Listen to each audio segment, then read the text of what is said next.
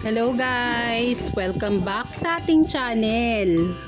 For today's video po, ibabahagi ko sa inyo ang isa pang in-order sa atin, ang paggawa ng puto pao.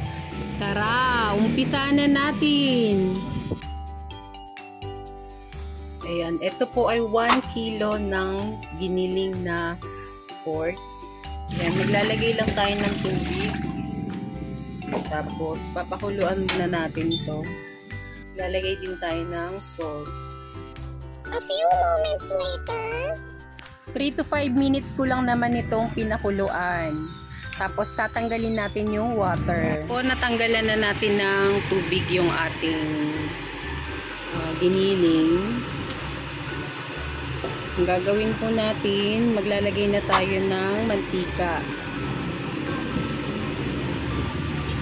Tapos, yan. Tutuyo na yung tubig. Maglalagay na po tayo ng ating bawang.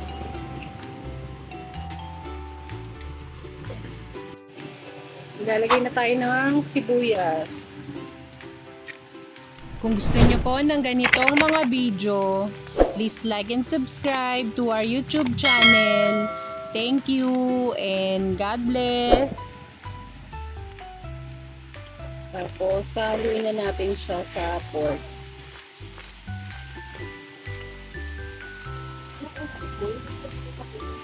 Lahan na natin, no? Maglalagay tayo ng salt.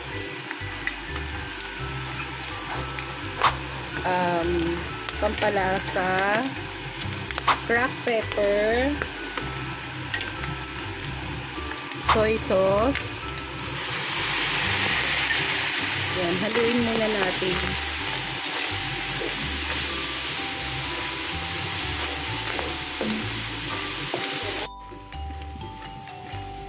Yan, haluin lang natin, gisa-gisa. Tapos, maglalagay po tayo ng oyster sauce. 2 tablespoon.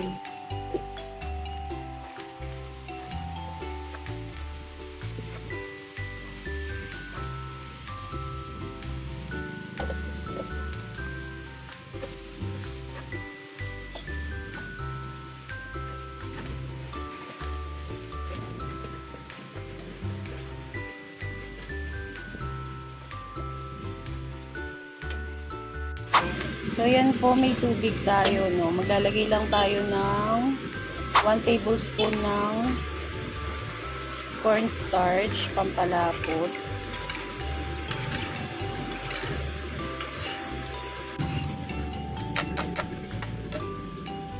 Lalagay na natin sa ating giniling. Haluin lang natin ito. Yan, maglagay tayo ng tubig.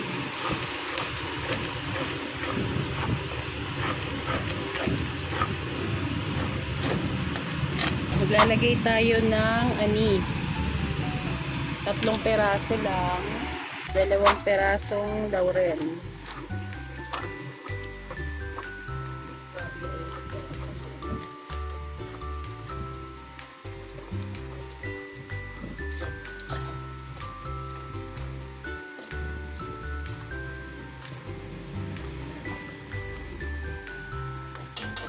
Natin.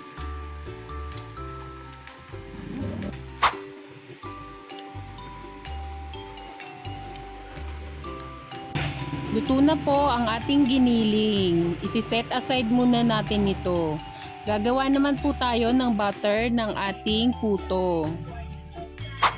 3 itlog. 1/2 cup ng spring oil. 1 can ng evaporated milk. Yan, mix na natin. Pwede po bang maglambing? Paki-comment naman po kung saan ang inyong location para malaman ko po kung saan umaabot ang aking mga videos. Maraming salamat! 2 cups ng water and 1 cup na, 1/4 cup. And then mix. Tunawin natin yung ating mga dry ingredients. Lalagay na po natin yung ating 1/2 kilo ng cake flour. Pwede rin po kayo gumamit ng all-purpose flour, pero mas smooth kasi yung ating puto kapag cake flour yung ginamit natin. Kung gusto nyo po ng ganitong mga video, please like and follow our FB page. Maraming salamat! Tips lang po, dapat po hindi natin i-overmix yung ating puto butter para po maging smooth pa rin ang ating puto. Isasala naman natin ang ating puto butter para po mawala ang buo-buo. Ako po si Glory at meron po akong maliit na tindahan dito sa Quezon City. Binabahagi ko po ang aking mga tinitinda at order sa paggawa ng mga videos. At kung nakatulong po sa inyo ang video ito, pa-like and share naman po. Maraming salamat! Salin na natin ang ating puto butter.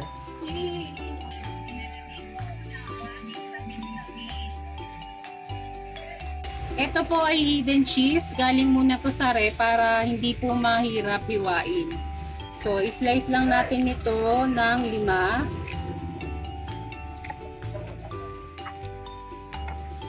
Ayan. Tapos, i-slice naman natin ito ng maliliit.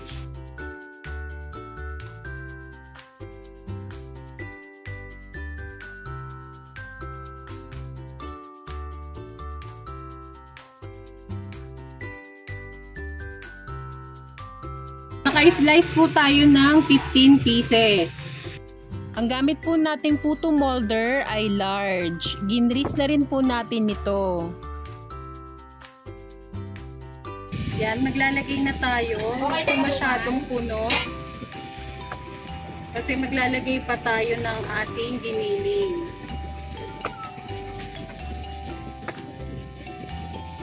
Yung ating giniling, maglalagay na tayo. 1 tablespoon.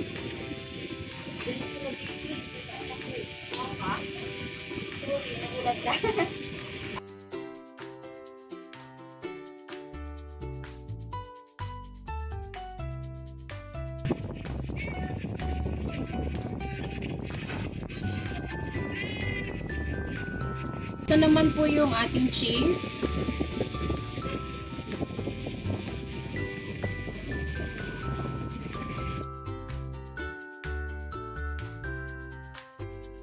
Po yung ating pinainit na tubig. Optional lang naman yung paglagay ng ating pandan leaves. Isasalang na po natin ang ating puto paw sa medium heat ng 12 minutes. Ito po ang ating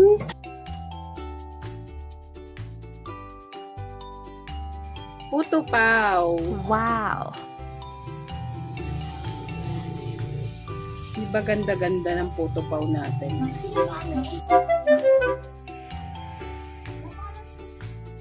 Sana po ay may nakuha kayong idea sa video ito. Please like and subscribe to our YouTube channel. Thank you and God bless! Nakagawa po tayo ng 45 pieces na puto paw. Ang tira natin na pork para pa po bukas. Lalagay lang natin to sa ref.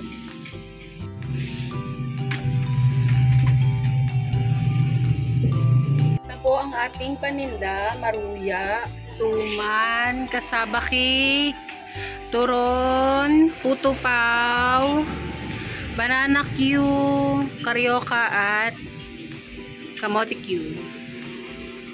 Thank you for watching. Hello guys! Welcome back sa ating channel. For today's video po, may order po tayong kakanin. Samahan nyo akong gumawa ng ube puto flan. Tara, umpisa na natin!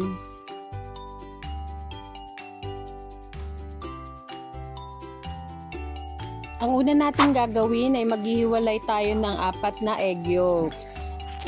Kung gusto nyo po ng ganitong mga video, please like and subscribe to our YouTube channel. Thank you and God bless! Maglalagay din tayo ng 1 whole egg. Maglalagay tayo ng 1 can ng condensed milk.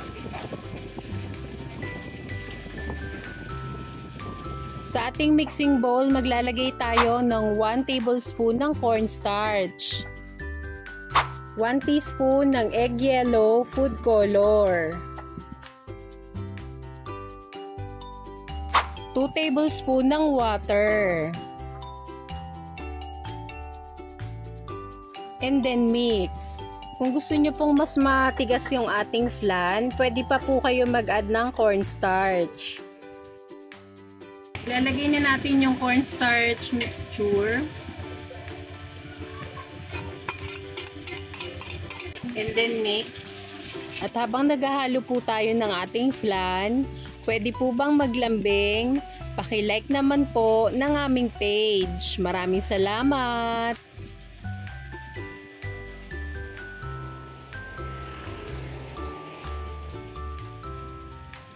Isasala po natin ang ating flan para maging firm po ito.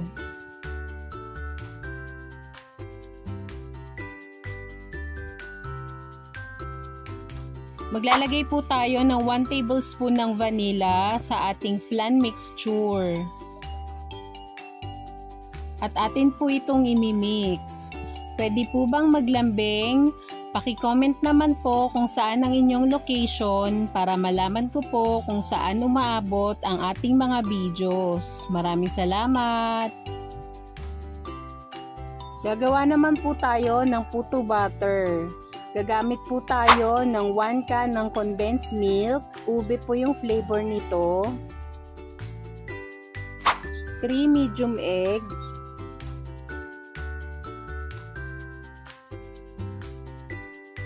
1/2 cup ng spring oil, 1 tablespoon ng vanilla,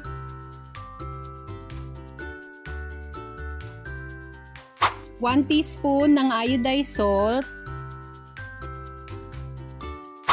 4 tablespoon ng baking powder, 1 cup and 1/2 cup ng washed sugar. And then mix.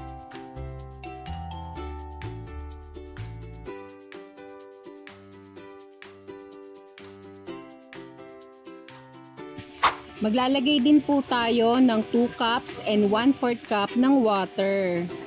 Kaya po ganyan ang kulay ng ating water, sinimot ko po yung ating condensed milk. Kung gusto nyo po ng ganitong mga video, please like and subscribe to our YouTube channel. Thank you and God bless!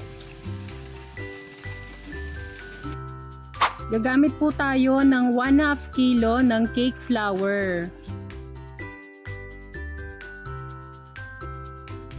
And then mix. Tips lang po, dapat po hindi natin ito i-overmix para hindi po tumigas ang ating puto.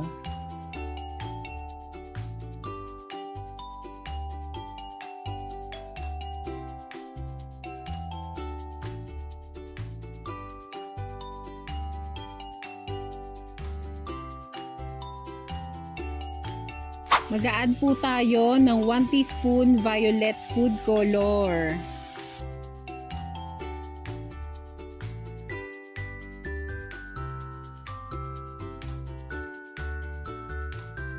Isasala po natin ang ating puto butter para po mawala yung buo-buo.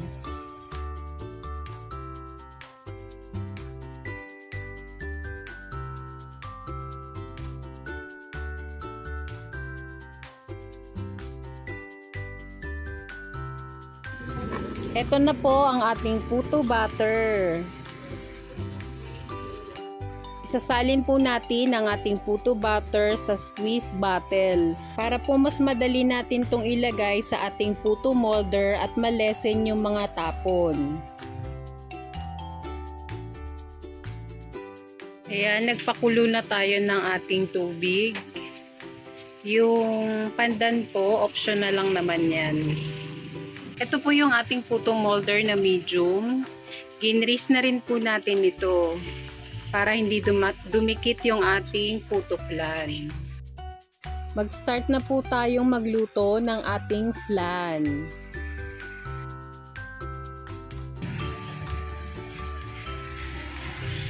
½ tablespoon po yung gamit nating takalan.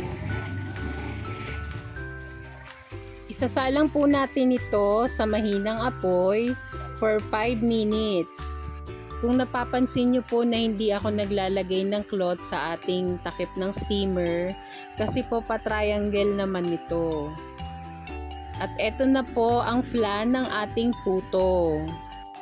Tips lang po, kapag ang takip ng inyong steamer ay hindi triangle, kailangan nyo pong maglagay ng cloth sa takip nito para yung moist hindi po mapupunta sa puto molder. Maglalagay na po tayo ng ating ube puto butter. Hindi po natin ito masyado pupunuin kasi po aalsa pa ito. Para po sa mga nagtatanong kung madali lang po gumawa ng puto, madali lang kung ito ay alam mo na, no? Kailangan lang kasi ito ng tiyaga, pasensya. Kasi yung pagpuputo po, hindi ko naman po ito agad-agad natutunan. Talaga pong inaral ko lang yung tamang timing. Lalo na kailangan kasi ito ng babantayan mo yung oras, 'di ba, sa pagluluto. So yun po, tiyagaan lang talaga. 10 minutes ko po itong isinalang sa medium heat. At eto na ang ating ube puto flan. Sana po ay may nakuha kayong idea sa video ito. Please like and subscribe to our YouTube channel. Thank you and God bless. Eto na po ang ating ube puto flan. Ita-transfer na natin ito sa medium na bilao or size 14. Bali po naglagay lang tayo ng foil. Tapos continuous lang po yung pagluluto natin hanggang sa maubos na natin yung ating butter at yung flan mixture. Ito na po ang ating ube puto flan. Bali po nakagawa tayo ng 62 pieces.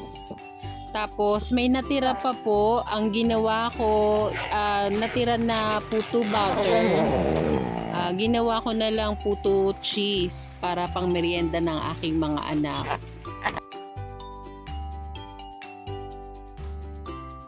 Thank you for watching. God bless!